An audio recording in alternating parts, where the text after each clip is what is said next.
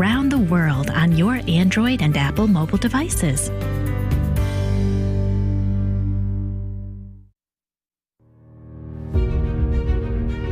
The Simple Truth, rising up to explore the difficult topics of real life. Join us as we proclaim the good, the true, and the beautiful with the simple truth of Jesus Christ and His Holy Catholic Church through Scripture, tradition, and the Catechism.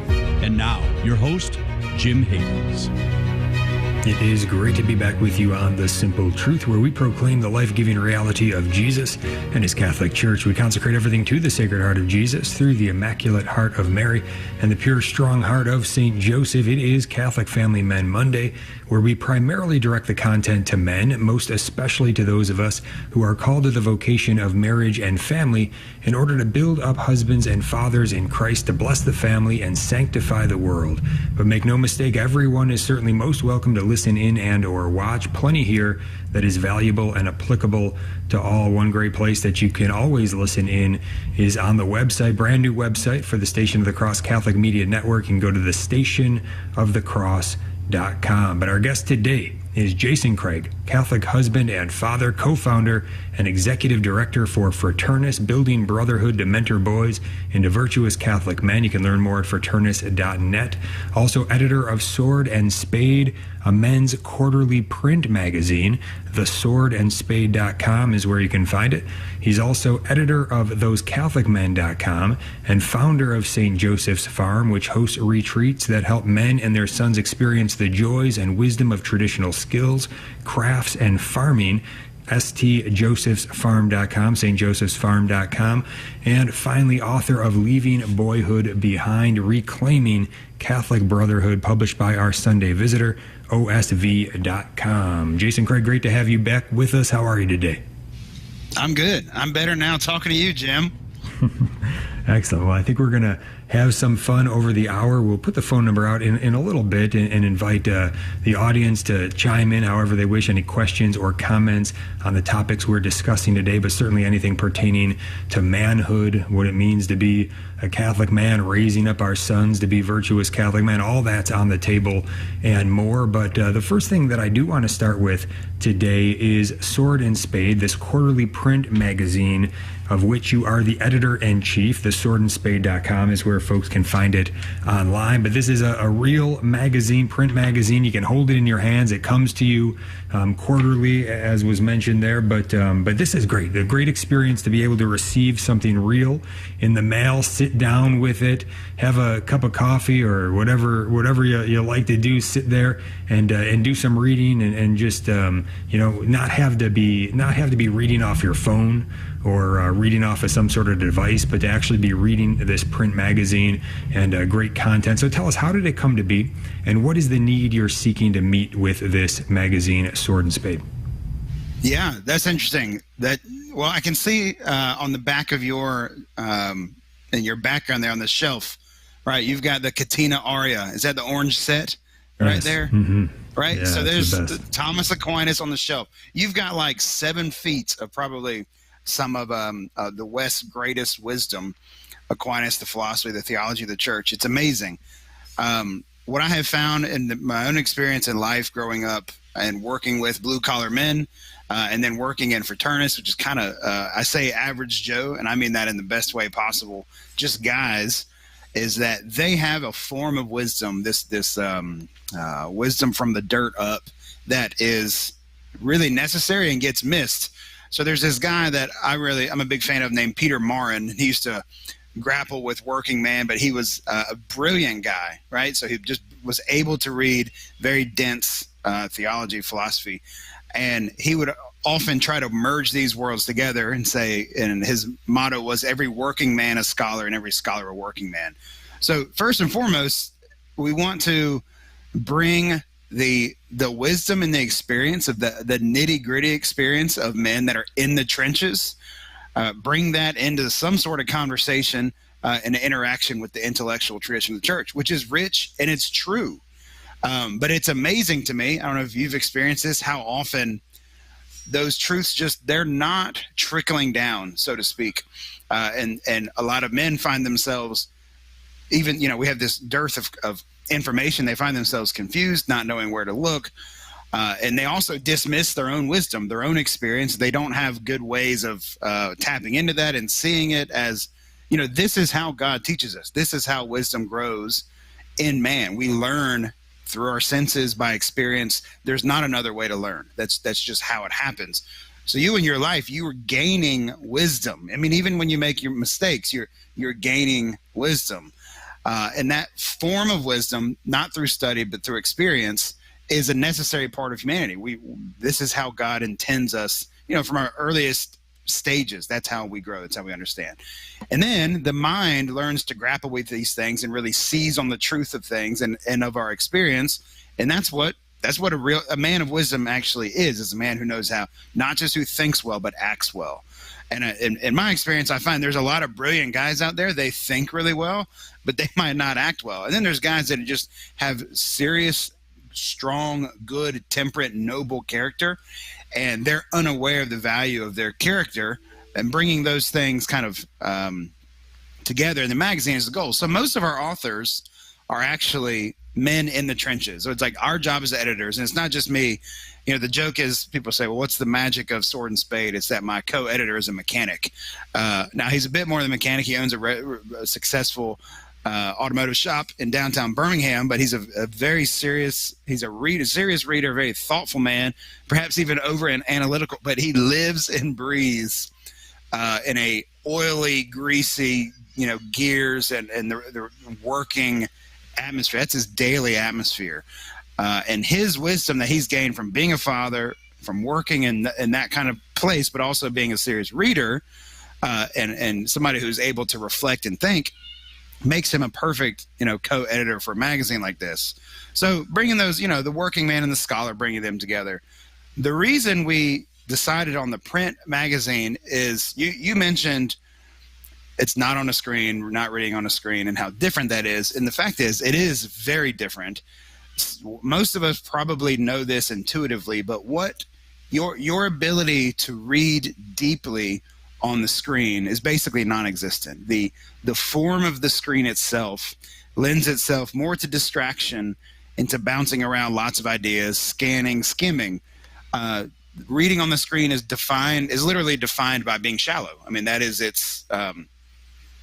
it does that on purpose. It's part of, and it actually alters our mind, like physically changes our brain, because your brain, like any muscle in your body, responds to what you ask it to do. So if you're constantly scrolling and bouncing around the internet and clicking and typing and doing and like moving around a lot, your brain actually learns to kind of skate on that surface level. And what it's doing is it's scanning for information all over the place. That has actually a detrimental effect on our ability to think well and to pray well, which is interesting because within our faith, in the liturgy, books, they have their own rubrics, right? We are, as Islam describes us, we are the people of the book, the sacred scriptures. We process with books around. One of our most treasured forms of prayer is Lectio Divina, the reading of books. Our faith is communicated by books. The truths are recorded in books. We're a bookish people, meaning we read deeply. That's literally what we do in our prayer, in our liturgy, things like that. So to have a mind that's trained to be shallow makes it harder for us to pray. It makes it harder for us, and not just to pray, as in Lectio Divina and thinking and meditating on the mysteries of our faith, the truth of our faith, but also in a man who lacks the depth of thought because he's unable to read and think, he's going to have less wisdom. So he might have all that experience I was praising a while ago, but if he kind of counters his experience by being indulgent on screens all the time, then it's not going to translate into true wisdom. His experience won't translate into wisdom. So all that being said, providing something to read on paper in the form of a magazine, we thought, well, hey, this is a good bridge. Because a lot of guys like, I hear you, I want to read more, I get it. But they don't know where to start. There's all kinds of books. You go to Amazon, everybody's got advice, everybody's got recommendations, and those are good. But as far as just the habit of taking an idea, sitting with it for a while, and following the conclusion of an author, we have found that a magazine, for example, this latest issue, you held it up on debt. We can take this idea of debt and relate it to debt as in the duty, that you might owe within your community, or education, that you have been educated by your community. What do you now owe them? Do you have a debt to those people that educated you? What do you owe them? Financial debt, the debt paid in purgatory. So anyway, it's a broad, lots of ideas, but it's one idea, and you can sit with it and you can think about, you can read these articles by men that you can relate to, but we try to make them intellectually serious so that you're not just amusing yourself. You're also not learning just for the sake of learning, but it is a constant challenge to apply these things. I hate to say apply them to your life. That sounds so cliche, but I think that has been the effect on men, and we get a ton of responses, the gratitude that men have that they haven't read like this, and there isn't publications like this, particularly for men. In fact, I keep hearing people say there's no magazine for Catholic men out there, and I say, au contraire, we have something. So anyway, I don't know if that's too much or too little, but there's a lot of good reasons to start a magazine. Yeah, it's great. Yeah, Jason Craig is with us. He is editor of Sword and Spade. You can subscribe by going to theswordandspade.com. When we get back, I'm going to ask him about that title for this quarterly print magazine, Why Sword and Spade. I think that's going to be of interest, but also just reflecting upon what Jason is saying there. Doesn't that strike you as true from your own experience? That experience of sitting back with something that you are reading a paragraph, and then being able to just kind of put it down for a moment, kind of look into the distance and be pondering what you're reading. How often does that happen when you're reading an article from your phone, right? It really doesn't lend itself to that. But when you're reading something in your hands, a real print periodical, it does. It's kind of interesting. We're going to be right back on The Simple Truth. Stay tuned. Are you holding on to an old car or truck because you think dealers won't want it? Then consider donating it to the Station of the Cross Catholic Radio Network. This is a great way to turn your unvalued vehicle into a powerful gift for Catholic radio. You'll be taking part in our evangelization efforts to continue spreading Christ's love throughout the world. Our Lord uses Catholic radio to draw more people to Himself, and one of the best ways to support the Station of the Cross is by contributing to our vehicle donation program. The process is safe and simple. Your generosity will greatly benefit our mission to bring the truths of the Catholic faith to countless listeners. To find out more or to donate your vehicle today, visit thestationofthecross.com or call 1-866-628-CARS. That's thestationofthecross.com or 1-866-628-2277. Each weekday from 10 to 11 a.m. Eastern, the Station of the Cross brings you Mother Miriam Live. What do we mean by the end of man? By the end of man, we mean the purpose for which he was created, namely to know, love, and serve God. Tune in from 10 to 11 a.m. Eastern for Mother Miriam Live on the Station of the Cross and our free iCatholic Radio mobile app. You can also watch the video stream every day on Facebook or on YouTube. As a nonprofit lay organization financially independent from your diocese, our apostolate is listener-supported. Through your generosity, we are able to inspire countless listeners with the gospel message and help lead them to a parish to be spiritually nourished by the sacraments. The Station of the Cross thanks our supporters who have enabled us to broadcast Catholic programs for more than 20 years. Thank you for your continued support, and may God bless you and your family.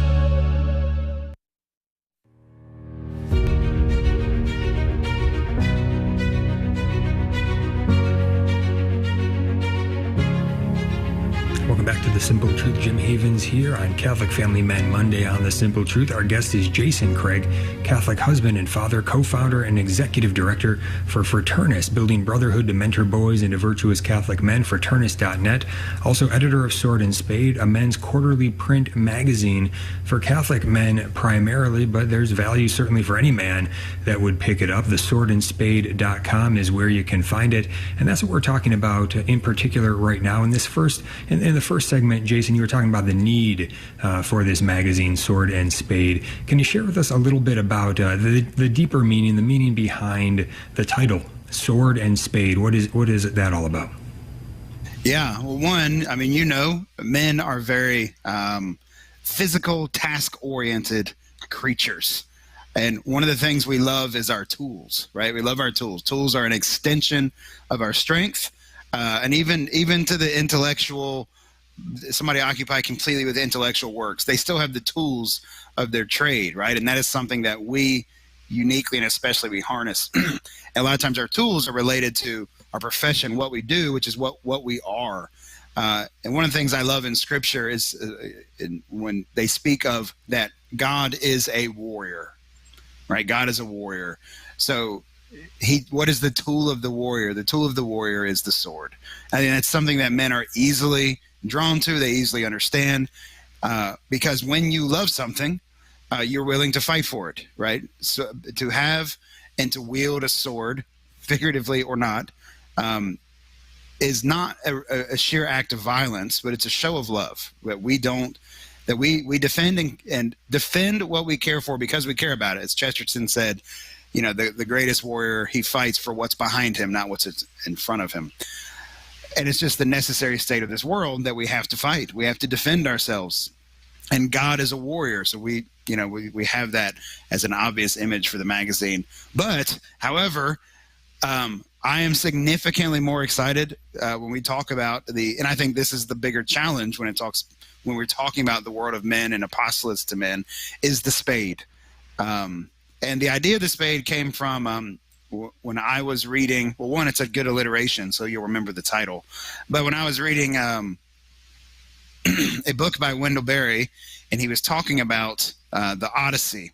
And when Odysseus returns to Ithaca, his home island that he's supposed to be the king of, the whole island is in total disarray. His son is being bullied and wimpified by this group of usurpers and people these men trying to woo his mother away from Odysseus, and his mother's completely disconnected from what the needs of her son. She's unable to father him. There's no father in the room. His storehouse is being used up by these people. There's just all sorts of disorder in this country. And Odysseus disguises himself and comes upon his father, and his father is spading a tree. And Wendell Berry talks about when things are the craziest, you have to go back to cultivating what's right underneath you. So the spade is the symbol of cultivation. It's the symbol of, and when I say cultivation, it has the same, it's the same root word as culture, same root word as cult, which is where meaning worship, not like cult in the bad sense, but cult as in worship is the same root as cultivate, which is to work, which is the same root as culture, which is our way of life. So we men can't walk around just slashing at every threat and cutting off, I like the image. We can't be Peter cutting off the guard's ear every day. I mean, there's just so many people doing that all the time, just swinging their sword around. In some ways, I think I remember being younger in my family and just loving things like just apologetics and getting in arguments over the faith and the truth or whatever. Maybe some men are drawn to like physically fighting. Maybe they're into MMA or whatever, jiu-jitsu and all these. These are good things. They're not bad things. But you learn as you become a father and you get older that the harder work is establishing and cultivating the order in your own home, in yourself, in your community, and that's hard work. So, as I said, God is a warrior, yes, but Jesus says, Deus meus agricola est, which is often translated as my father's a vine dresser, right? But it's the literal translation of the Vulgate is my father's a farmer, that my father tends to the seeds that he's planted. And that's really the work of the father. So Aquinas often speaks of fatherhood and its twofold actions. And that is obviously planting the seed of life, but that's just the beginning of fatherhood. It's the tending to the growth of that plant, right? That thing that you've planted. Tending to its growth is kind of that secondary, even more important act of the father. So if we're just out defending and railing against our enemies all the time, but we're not cultivating ourselves, our homes, our communities, we're missing something massive about what it means to be a man, particularly in our leadership in this area when it comes to setting the tone and the culture of things. So there's there's so many things in society, and perhaps this is a lens and a hermeneutic that I am excessive in, but I can't help but look for the father factor in everything that you read about. I mean, someone said, "Oh, I can't believe they go to a football game. I can't believe they let these cheerleaders wear that and dance like that in front of all the fans." And I look around and I think to myself, when did the fathers not find it appropriate for all of us to stand up as fathers, walk down in the field, put our coat around our daughters, inform the coach that we will not be paying for them to do this anymore, and marching them off the field so they're not parading in an over-sexualized manner in front of our friends and community. I mean, just little things like that. The way that it occurs in this slow incremental decaying of culture is because men aren't using the spade. They're distracted, and they're just not active in their own dominion, their own place. They're aloof, or they don't care. They're just surrendering. So in that sense, we think of, we've got to fight with the sword. I just think the greater work, that's easy. I think the sword is easier. It's easier to recognize and slice an enemy, figuratively, but it's harder to do the hard work of cultivating culture. So that's the spade. Yeah, great images. I mean, at the very least, that image of the spade is much less talked about, for sure. I haven't heard of that image in the way that you present it here before. But even that idea of cultivation, not as much do you hear about that when it comes to apostolates to men, ministry to men, as you hear about the sword and the need to fight and all of that. And there's great need there, for sure.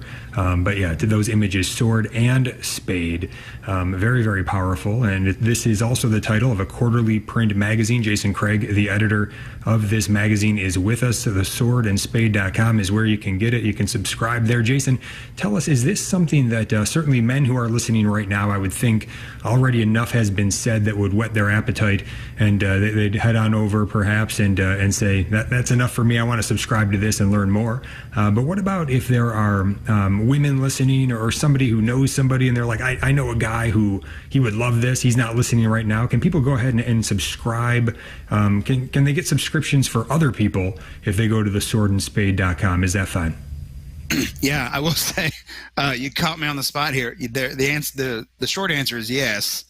Very soon we will have that. We're switching this background stuff, payment methods to make it easier to give gift subscriptions. But there is a way you can go in there and give multiple gift subscriptions. And to your other point, we have found the magazine itself. So it's not meant to be read and just in isolation and enjoyed. We intend this to be a food for conversation amongst men to discuss difficult things. And they're not abstract ideas. I mean, there's an article in here that's very good about usury, lending at interest, which is a sin condemned perennially by the church. But we men might not have really considered or thought about, well, what's the difference between investment and usury, and how can we? So, we have articles on the morality and the how we understand things like retirement, our own work, our own craft, our competency in learning how to do things. Anyway, these things are meant to be enjoyed in conversation. But to the point about what's been interesting about women reading is that women, they oftentimes get it in the mail and they read it all before their husband gets it. And there seems to be something there about the need, going back to the spade, of worthwhile, meaningful conversation with our wives outside of just the functionality of, doing whatever this or that with the kids. That in some ways, children, when we have a bunch of them in particular, they can become such a driving force in the direction of our home that we as husbands and wives aren't cultivating between us a true Christian friendship, which includes discussing truth, mulling over these things together, learning from one another, discussing, arguing even in a helpful way, hopefully. That I think women are also longing for that with their husbands and vice versa. So there's a lot of really good things that we've just found. We almost want to just call it, sword and spade for fathers and their households, because it tends to be something that's very helpful. That yes, the father's leading it. They pertain to him because he is downstream of so many things. What I mean by that is, you hear this argument: is culture downstream of politics, or is politics downstream of culture? And I like to say, it doesn't matter. Dad's downstream of all of it, right? If whether tax policy to the latest whatever being proposed to his children, to immigration, fathers in the reality of their day-to-day life really have to deal with a whole lot of this and as heads of the home in a way that's unique. But providing the entire household a way to discuss and talk about it helps him. It augments him in his role, and I think it gives something, for that whole household to think about in the same way as we mean this to be discussed and cultivated within a community. That begins in the home. Mm-hmm. Yeah, and what you're talking about also makes me think of men being able to gather without necessarily having some sort of program or curriculum. They could gather around an article and, come having read the article, or even bring the article and just start reading through it, talking it over together. I remember I went to a group like that once. A friend invited me. I think it was Communio, and we were looking at a theological article at a pub, having a beer with a few guys, and that was pretty enjoyable. Just a way to help the men to go deeper in the conversation. Can you say a word about tying this in with your work with Fraternus and how this all fits in with that?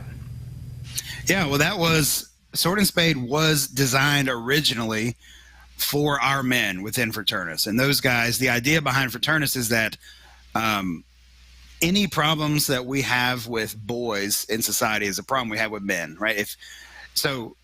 We kind of had to mature and understand what was happening. If we were going to say, all right, we're going to mentor boys into virtuous Catholic men. Okay, well, that means we have to start with the men.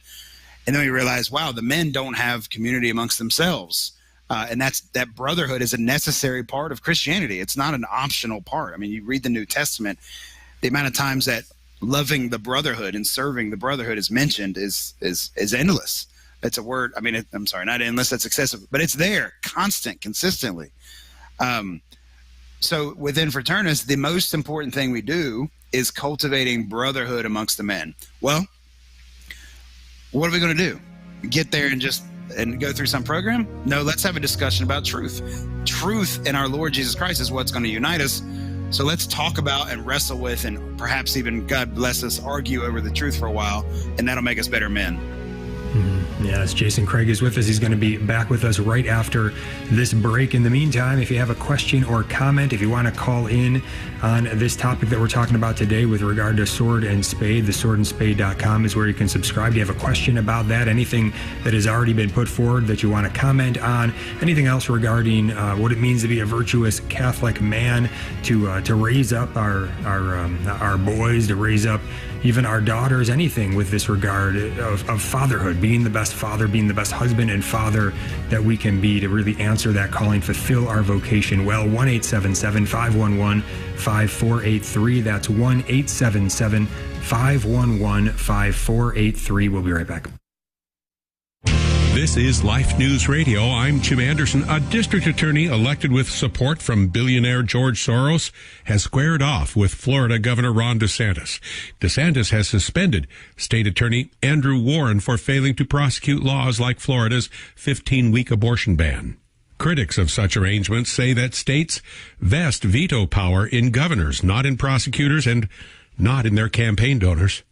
Texas AG Ken Paxton wants a federal court in Lubbock to block one of President Biden's schemes to enable abortion practice in all 50 states. The White House wants to use a law that requires ER departments to stabilize indigent patients to instead require doctors to stabilize some pregnancies with abortion. Another tactic to neutralize state abortion restrictions comes from Senator Patty Murray of Washington State. Her bill to federally bar prosecution of abortionists failed in the U.S. Senate Thursday. This is Life News Radio. What is the one failure that comes before every elective abortion? It is a failure on the part of two people, a man and a woman, to understand their true vocation, their true calling by God as to how they should use their entire life for Him and for others. So pray for an end to abortion, but pray also that human souls would find their true and holy vocation. In other stories, researcher Dr. Michael New is offering 3 key lessons behind the failure of a pro-life Kansas initiative Tuesday, and 1,000 children born last year are alive in Poland thanks to a law eliminating abortion in cases of children tested and suspected with a disability. Pro-life doctors are quick to note a high rate of error in such testing. For pro-life headlines delivered to your email address daily, sign up at lifenews.com. This has been Life News Radio.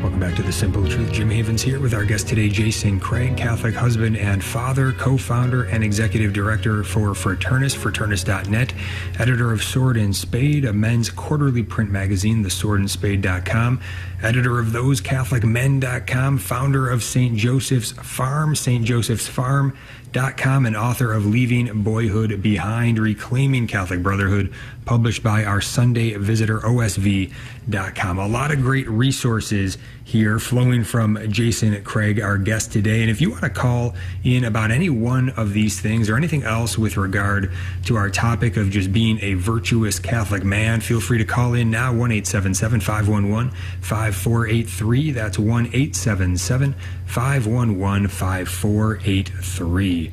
All right, Jason. So in one of your latest articles in Sword and Spade, it's on the virtue of justice. It's entitled Just Confusion. You explain why the word justice is so abused and confused outside of a Christian society. Can you break that open a bit for us and give us some of the main points? No, you have to get the magazine. Sorry. Next topic. Give us a taste. Just kidding.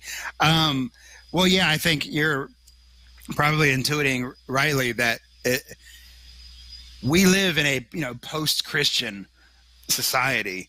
So the funny things that occur with language is that people use Christian language still to describe things, very often as they oppose what is treasured and known to be true by the faith, right? So it's this contradiction.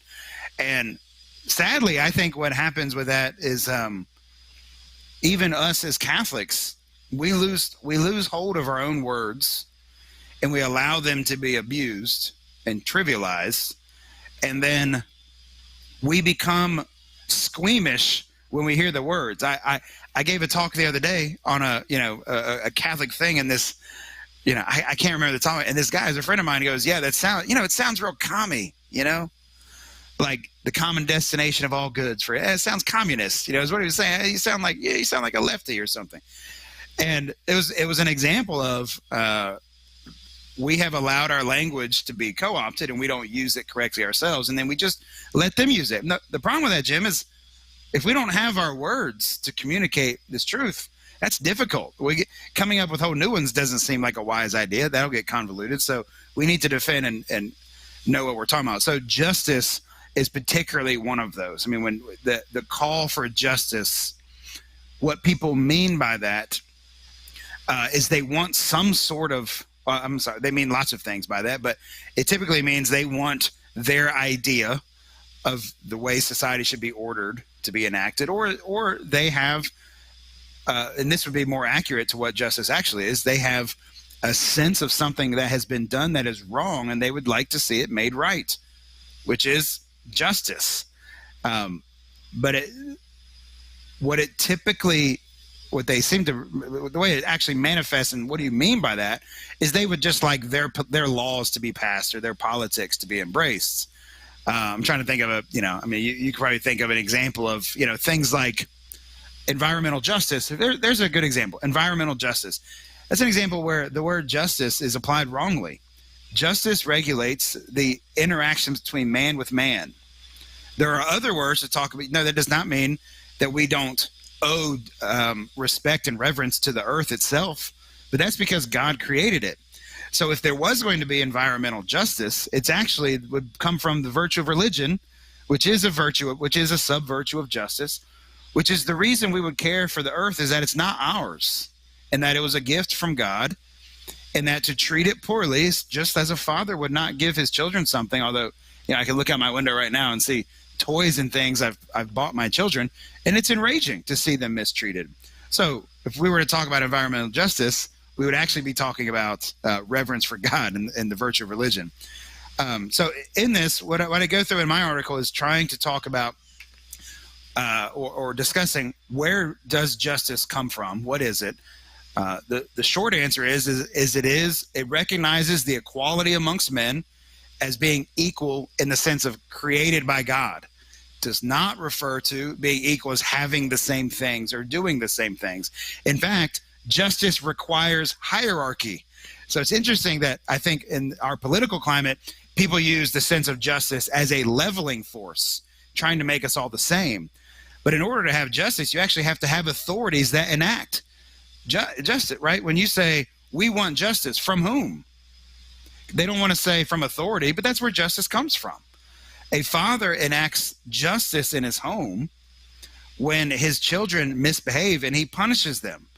That is an act of justice, not just of teaching them through, discipline, which is what discipline means teaching, but also if they do something wrong against someone, well, there needs to be an act of justice to make right this imbalance that they've created in the home. We have to make this right. So that's what people want to do.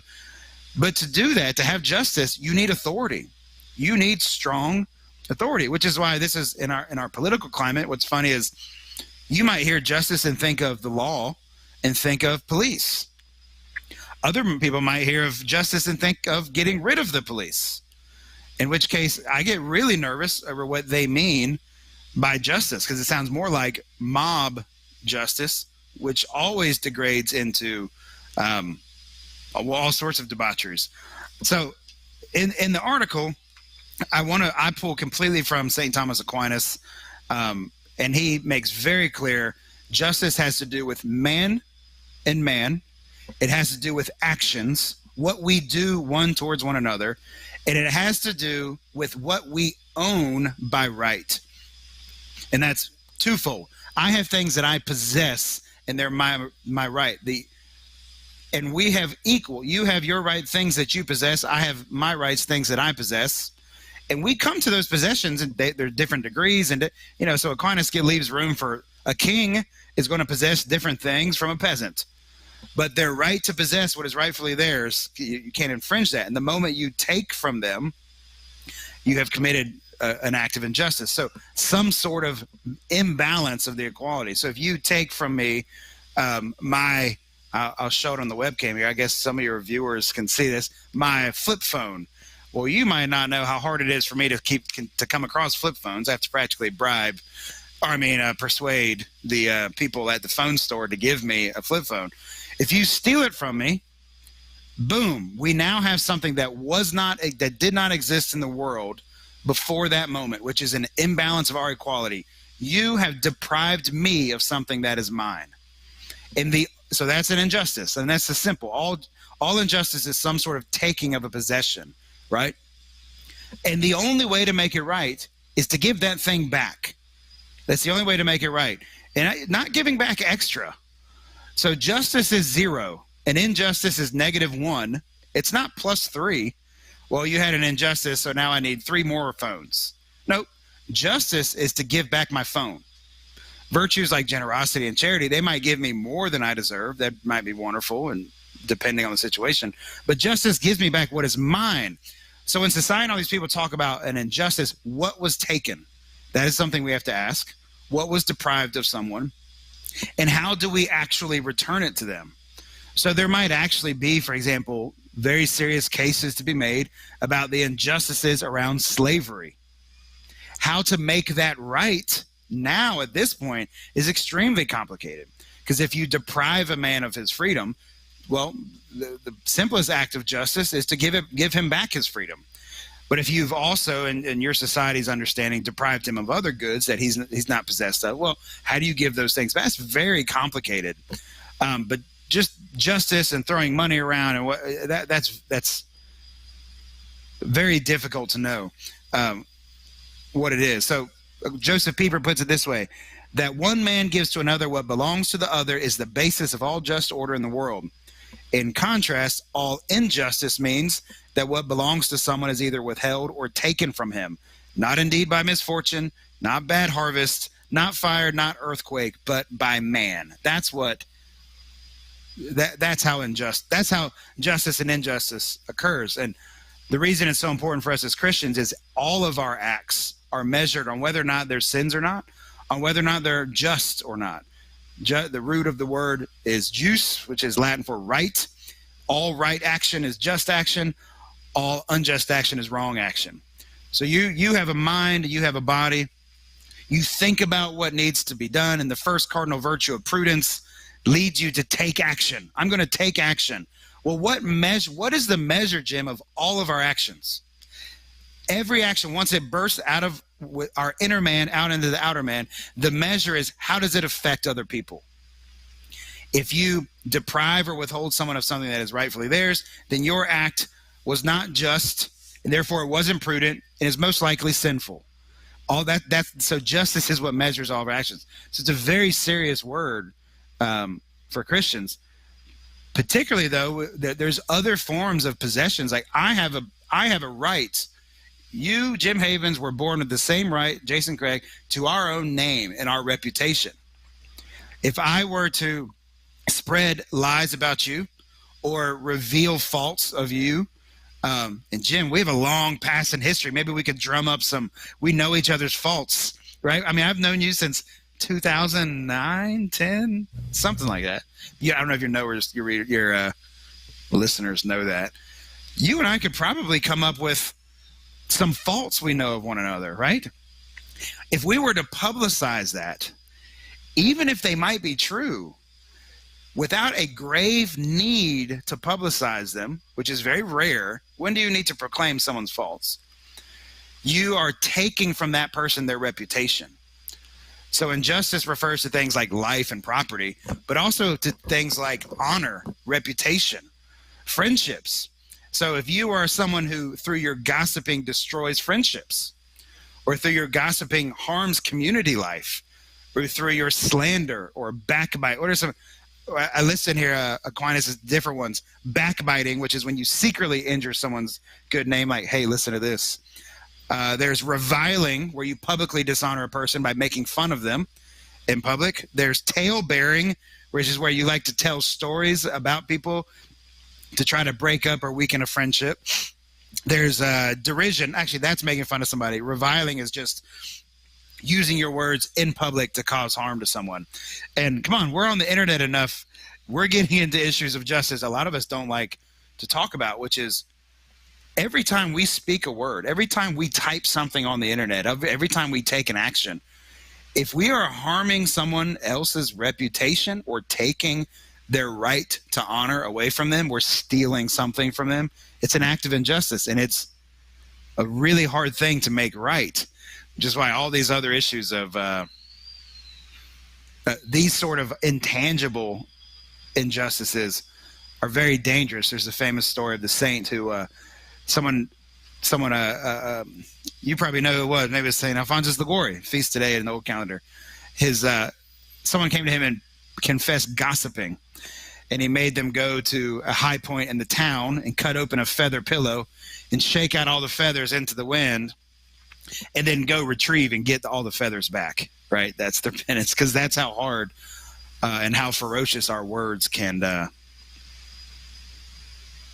damage someone and be hard to retract once the toothpaste is out of the proverbial tube. Sorry, was that a good summary? Was there other things stuck out to you? No, very, very good. And the article, it's a great one, entitled Just Confusion by Jason Craig. You can find it in the latest edition of Sword and Spade. You can go to theswordandspade.com to subscribe. And again, a quarterly print magazine. You're going to get articles like the one Jason was just describing, laying out, breaking open to us what the virtue of justice is, the cardinal virtue of justice. You can pull it out of your catechism. You can go to the Catechism of the Catholic Church and look up the virtue of justice and read through it and form yourself in that. That's a great thing to do. But this article from Sword and Spade is going to echo forth the teaching of St. Thomas Aquinas, which is pretty much what the Catechism is going to be echoing forth as well. So it's all right there. And in this time where, look, what Jason's saying is absolutely true. The left, the political left, has absolutely taken this word, taken our language in what justice is, and they use it to push forward evil acts, right? Just look at the ongoing daily mass murder of abortion. They call it reproductive justice. I mean, how absurd. And so we're going to get to this last bit in the article when we get back. I think you're going to really enjoy the conclusion of this article, which is what I want to ask Jason about. But think about how they're tearing down. They want to tear down God. They want to tear down the father of the family, down with the patriarchy. They say it's all of a piece. We're going to be right back. Stay tuned. Are you holding on to an old car or truck because you think dealers won't want it? Then consider donating it to the Station of the Cross Catholic Radio Network. This is a great way to turn your unvalued vehicle into a powerful gift for Catholic radio. You'll be taking part in our evangelization efforts to continue spreading Christ's love throughout the world. Our Lord uses Catholic radio to draw more people to Himself, and one of the best ways to support the Station of the Cross is by contributing to our vehicle donation program. The process is safe and simple. Your generosity will greatly benefit our mission to bring the truths of the Catholic faith to countless listeners. To find out more or to donate your vehicle today, visit thestationofthecross.com or call 1-866-628-CARS. That's thestationofthecross.com or 1-866-628-2277.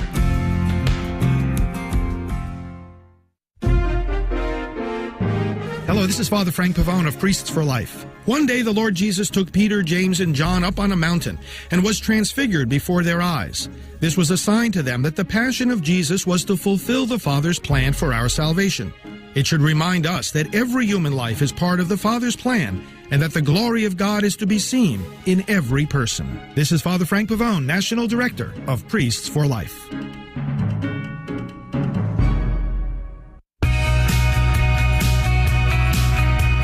Our bumper magnets are a great way to promote the gospel as proclaimed through Catholic radio. We hear all the time from new listeners who were introduced to the station through a bumper magnet.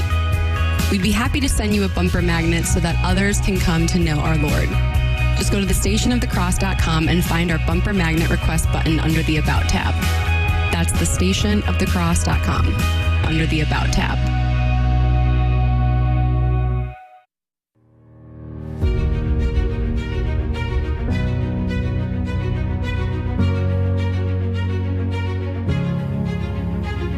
The Simple Truth. Jim Havens here with our guest today, Jason Craig, Catholic husband and father, co-founder and executive director for Fraternus, fraternus.net, and editor of Sword and Spade, a men's Catholic quarterly print magazine for all men, truly, but certainly for Catholic men striving to live the faith, looking to fulfill their vocation as husband and father. This is for you. This is highly recommended. You can go to theswordandspade.com to subscribe, theswordandspade.com, and it's what we've been talking about for the bulk of the show today. You can go back and you can find the show, listen to the podcast if you've missed some of it to learn a little bit more. But we've been talking most immediately about the article that Jason has in the newest edition of the Sword and Spade, and that's Just Confusion on the Virtue of Justice. I just want to read how this article ends. And as we were talking about that image of the spade earlier, Jason broke that open so beautifully and wonderfully, and maybe we haven't given sufficient attention to the sword, which is still a much needed image. Well, I think the conclusion of this article gets us back to that. Listen to this. Jason writes, "Might doesn't make right. It crushes it. This shows that we cannot converse with a tyrant and call it dialogue. There are enemies of justice that must be defeated. Yes, we will have compassion and empathy for the victims of tyrants, but the enemy must be named without embarrassment. And because they attack those things that are truly ours, family, life, property, and tradition, we have every right to fight them." And that it's there that the article concludes. Jason, it's a strong ending. What are your thoughts in ending it that way? Anything more you want to say about that? Yeah, well, you and I discussed this the other day. I talked to you because of your pro-life work. Right now, we're working on an issue. We in Sword and Spade, we do not do a lot of issues on current events, ecclesial or civil, dealing much more in truth itself, practically applied within the home. So just it's not that we're not dealing with things that are relevant. It's just that we're not following the news cycle to take our cues. Except this next one, we are we're going to have an issue on Dobbs. And I had a fascinating conversation this morning with the overturning of Roe v. Wade, a fascinating conversation with my co-editor.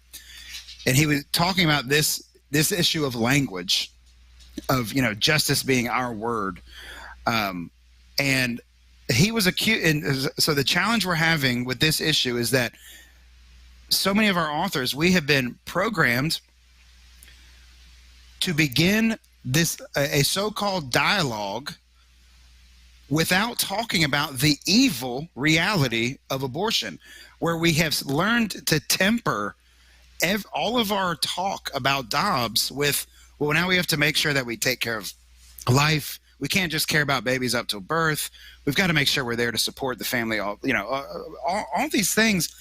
And he said, I've realized we have the Stockholm Syndrome, which is where you begin to empathize and think like and have sympathy for your tyrant, for your the one holding you captive, and you begin to think like them.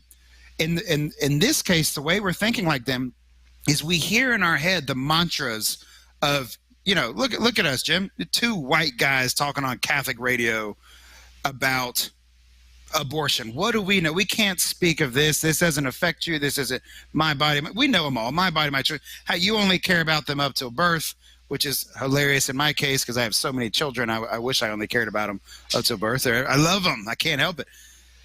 All these charges, we will begin conversing in dialogue as if they can be converted.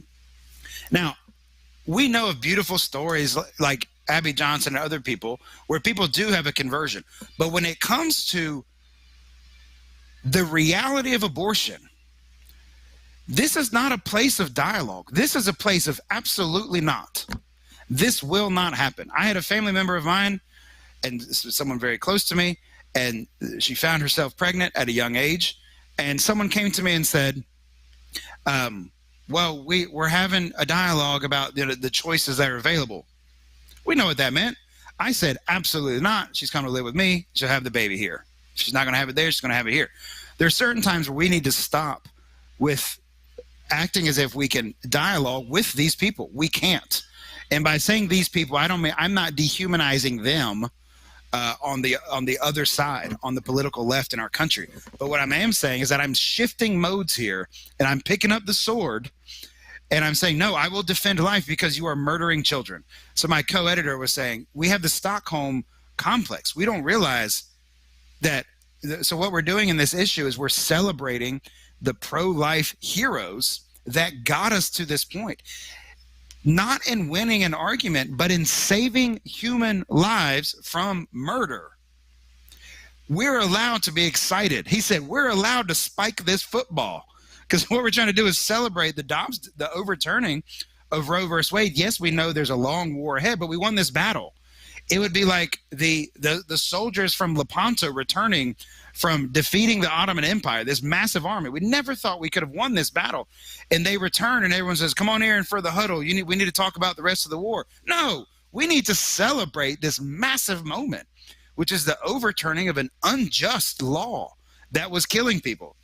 So anyway, yes, I end the article because I am a big fan of, we've been talking about this in this magazine, a big fan of conversation, big fan of dialogue. These things, I know they're cliches. They actually lead you to higher truth. That's why the Summa, classic catechisms, they're all written in conversational form, right? That is how we learn things, in conversation and even arguing with people. But there are cases where we must simply fight and say absolutely not. And that's why we have a right to do that. I think in the area of abortion is where we have the Stockholm Syndrome, where we use the language of our captors and allow them to use it, where we try to offer these, nuanced and gentle things. And there are times for that. I mean, when you're counseling the victims, right? As I said in that, when you're counseling the victims of abortion, that is the place of utter and total compassion and care, obviously. When it comes to those profiting from the murder of children in your own country, they are the enemy, and you must fight them because they are taking something that is not theirs. That's what injustice does. It takes something that is not theirs to take. They are thieves, and the worst kind of thieves, of course, are murderers, those that take the life of the innocent, particularly. That was the ending of that article. I was relating back to the opening, and my main point, which is atheists like Friedrich Nietzsche were honest. That I appreciate Nietzsche's. So if you don't know who Nietzsche is, he is the famous God is dead philosopher. And that actually comes from a so-called parable that he wrote. And he has a madman go into a room, and he says, "Where is God? Where is God? I'm looking for him." And everyone starts making fun of him because, hey, this is a secular age. Maybe God is sleeping. Maybe he's on vacation. Maybe you've got to, yell louder for him. And he scolds all of them and says, "You don't even know what you've done." Yes, and Nietzsche believed this. God is dead. I mean, he said he was an atheist by intuition. He didn't reason his way to atheism. Most atheists pretend they reason their way to it. They don't. It's just, Nietzsche said, it's just this gut feeling I have that we're going to live without God now. But I know what that actually means. What that actually means is there is no right order anymore. We have disrupted the entire order of the world. And he knew that. And he said, he talks about this, are we not plunging continually backward, sideward, forward, in all directions? Is there still any up or down? Are we not straying as through an infinite nothing? Do we not feel the breath of empty space? Has it not become colder? Is not night continually closing in on us?